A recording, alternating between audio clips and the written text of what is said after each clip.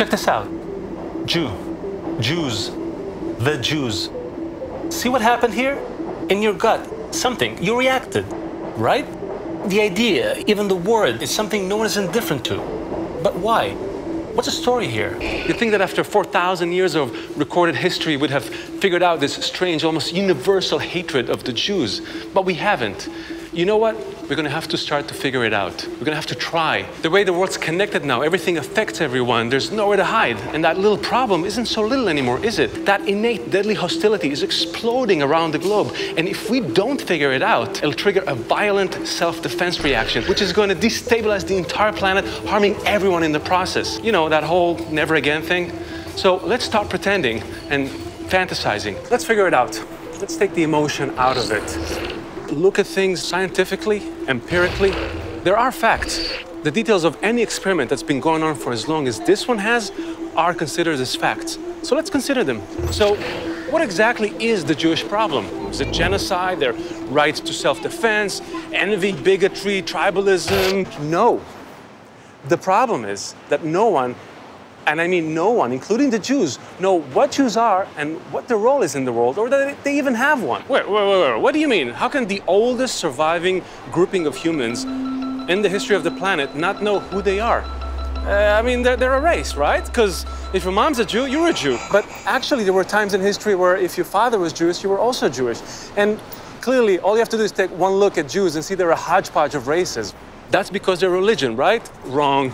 The majority who identify as Jews are secular, and the ones you're probably most aware of are strongly anti-religious. Fine, they're a state, like the US, or a legal entity like Canada. But more Jews live outside of Israel than inside Israel. So what are those Jews? You see the problem?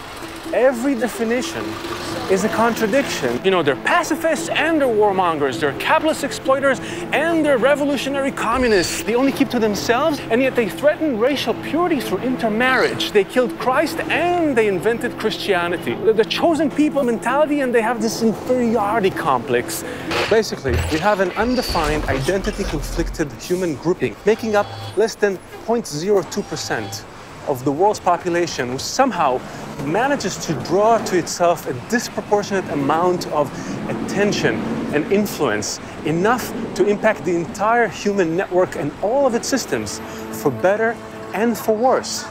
And we don't really know who they are. That's what makes us so suspicious, right? Talking about that makes us squeamish. But look, if we're going to figure it out, we have to stop saying it's not true. It is true. But why? How come? What for? Where does that influence come from?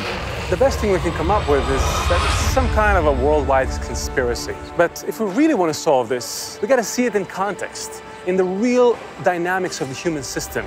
So let's start with a more accurate question. What are Jews? And why do we feel about them the way we do? What are Jews to us? See, biology, social, political science, they look at pieces of the system. They give us only race, religion, and power politics. That's why the definition of Jews cancel each other out. It takes much more information than any partial observation can give us. We need a holistic science that deals with organizing principles and how they steer the larger system, a science of relationships, if you will. That science is cybernetics and network science, which have been around since the middle of the 20th century, but mostly theoretical, until we started getting evidence from supercomputing and big data sets. That gave us the first evidence-based perspective, but they couldn't make accurate use of the data until they had a mathematical model from a complete data set. They found it by accident in the 6 Degrees of Kevin Bacon game. You know that game which is based on the assumption that Kevin Bacon is the most connected actor, the hub in the schmoozing network of Hollywood. It works because they use only the closed world of Hollywood actors. You know how the game works. You play by finding every actor that played in a Hollywood film and the distance between him and Kevin Bacon, and it always works out to 6 degrees or fewer. That was the eureka moment, because now they had a clean and complete data set of a small system, and they could actually see the mechanisms, the forces that make that system collapse or survive. It was actually the structure of survival itself. You know, these are new findings and the science is still in development, but the broad strokes are clear. Nature develops its part from simple systems into complex ones by predictable patterns called scale-free networks. Now, This is going to get a bit mathematical, so stay with me. Any scalable network that can communicate with all of its parts within 6 or fewer degrees is called a small world. And it can become extremely efficient, massively efficient, and grow in quantity and complexity if it's made of nodes and hubs, and only if the number of hubs and nodes fit into a special ratio. The math goes something like this. What this formula exposes is the degree distribution in any scale-free system. It lets us look right into something that used to be hidden. It changed the way we look at things, and what we see is truly miraculous. Scale-free, small world networks are everywhere. Superclusters, solar systems, the molecular structure of proteins, the building blocks of matter itself. In fact, everything around us is made this way, and it even does this through us. Consciously, subconsciously, the electrical grid in the US, the international airport structure, the highway system, the international businesses, even the structure of the internet and social media, everything falls within the parameters of this formula. Lots of nodes, very few hubs seem to be the best, most efficient way to make and maintain any complex system in our reality. You see, here's the thing. Nodes are the elements of the system. Its residents. Everything that happens in the system happens for the well-being of the nodes, the individual and collective development of the network. Hubs, on the other hand, are hyper-connected nodes that do the critical function of passing information and resources throughout the system in the fastest, most efficient way possible. This is what makes the system survive, because it's able to respond holistically and instantaneously to any need or challenge. A system can lose a lot of nodes as long as the minimum hub-to-node ratio remains the same. But as soon as the number of hubs drop below the ratio, you get system breakdown. If enough of the relatively small number of hubs are destroyed, or for some reason weaken at their function, the system fails and collapses. What does that have to do with us and the Jews?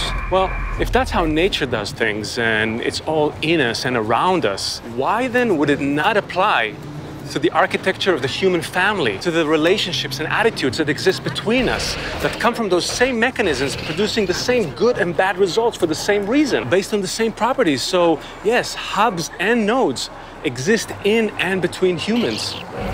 Can you forget about religion, cultural attachment, social preferences, just for a moment? Really look at the names that we give ourselves as scientific terms. Then perhaps the fog of fear and prejudice will clear and we'll be able to find the definitions that we seek. So, what are Jews? Why do we feel the way we do about it? The Jews are the hubs. For as long as we've collected population stats, no other grouping comes even close to its constant degree distribution throughout the network. But that in itself is not proof, unless, of course, there's other evidence that they exclusively and consistently performed the same analogous function as the hubs.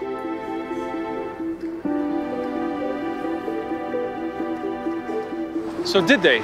See, from the time we first became a complex system called civilization, the history of the Jews has been one of successive invasions, exiles, captivity, genocide, and generally forced mixture into the expanding empires of the region. While other people stayed put when their borders and national names changed, the Jews were never allowed to isolate in their lands for long. Whenever the system grew, they were scattered, carrying with them a cohesive community connected around mutual support and centered around an educational system all about their responsibility in relation to others. Remember all those stories? The Egyptian exile, Joseph, prime minister, steward, and distributor of resources. Moses, adopted prince, liberator of humanity. The Babylonian exile, Daniel, prime minister. And Mordecai, protector of the king's life and liberator. Not the king, not the principle of expansion and separation, rather the principle of cohesion and connection, whose only job is taking care of the needs of the kingdom's parts. The Jew function. As the Roman Empire swallowed up the small networks, nations around the Mediterranean, Jews were pushed to the centers of the New World. As the empire recedes, they find themselves restricted just about anywhere by laws preventing integration, owning property, working in almost all professions. What's left? They're relegated to being tax and rent collectors for kingdoms and governments. Over time, money lending and financing national projects. It really was the needs and natural suspicion of those systems in those countries that placed them as the builders of an international system of finances and trade that carried with it the spread of resources and ideas. That was their role, and that's still the case today. We still feel that Jews dominate the networks that inform and connect us. I mean, look around you. Hollywood, social media, the arts, news, financial markets, electronic media, science, patents, and add to this the unique perpetual survival, and the evidence points to the fact that Jews, whether by birth or conversion, or even those who simply share similar inclinations, are the function of hubs in the human network. And here's the kicker. It's an integral, holistic system. So every human being in the system carries within them both qualities, hub and node, the Jew function and the Gentile function, operating in and around them. So, do Jews know that this is what they are? Very, very few would. And considering the state of the world, unlike in the past, our hubs are barely able to maintain the existence of the system. So, no, the Jew function is sleeping. They're just as confused as everyone else as to what they are, what their role is, what purpose they serve in the system, and why they exert so much influence and attract so much hatred. Jews are a kind of nation of hubs in their human network, structured so that any major or minor impulse of system development that enters the system has to first go through the hubs, through the Jew function. For that to happen, Jews have to connect in a way that resembles the higher quality of the system where those impulses originate. They have to connect up in an open, inclusive, mutually responsive, altruistic way, sort of quantum love your neighbor as yourself program, a conduit made of human unity designed to minimize the resistance to impulses entering the system while maximizing the spread of awareness and new ideas to every node. A natural inborn grasp of what next steps to take in order to ensure the survival of the system. Where do these impulses come from anyway? Since we're always evolving and complexifying, it appears that the human network exists and is expanding in a system of higher quality that we're constantly growing into. A more inclusive aspect of nature that manages the system below it, much like a brain manages the body and all its organs. And so, what are nature's messages? Well, they're the same in all scale-free networks.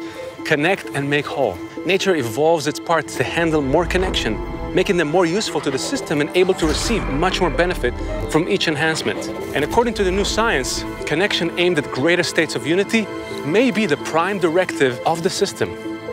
Well, at least that's what hubs are supposed to do. But when they don't, or when they act like nodes, a built-in alarm goes off. Every node feels there's something wrong and demands what's missing. The nodes, the Gentile function, unconsciously sense that development and well-being are being choked off and the whole system's in danger. These responses are autonomic, mechanical. The Gentile function is triggered by the system to send alarm signals, pinging the hubs, like, go to work, do something, we're suffering here. In the human system, this takes the form of demand and anger aimed at the Jews.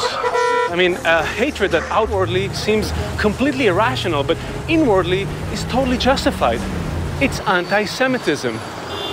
That's what's going on right now. Chaos and planet-wide problems. The fear that we feel for our survival is simply happening because of our inability to keep up with the accelerating global interdependence that we're already into.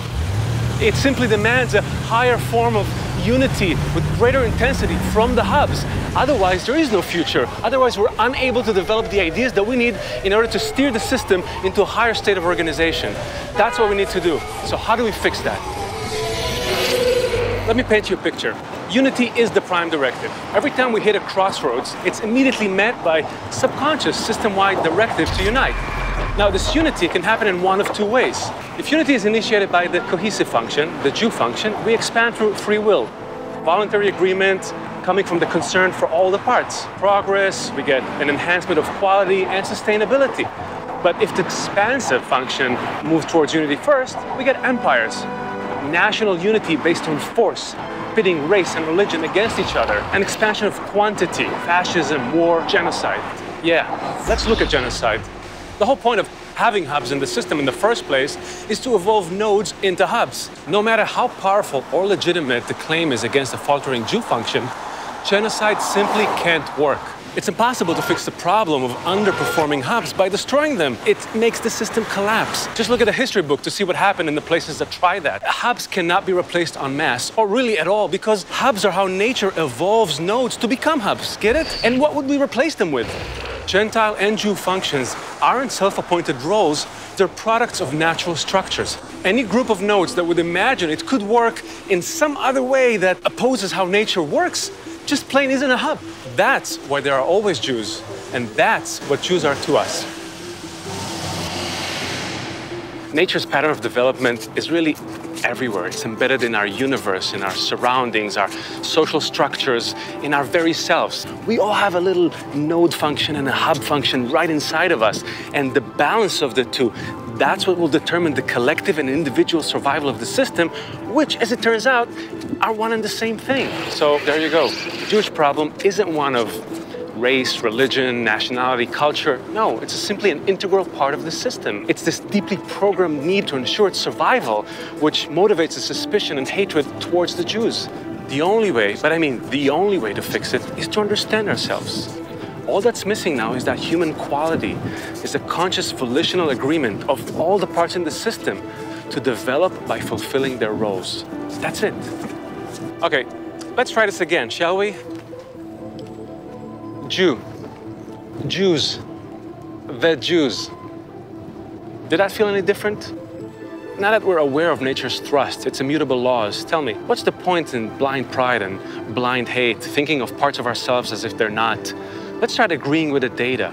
Acknowledge the living tendency of connection for connection's sake as the only factor in nature that will ensure that systems, networks, people survive, evolve, and thrive.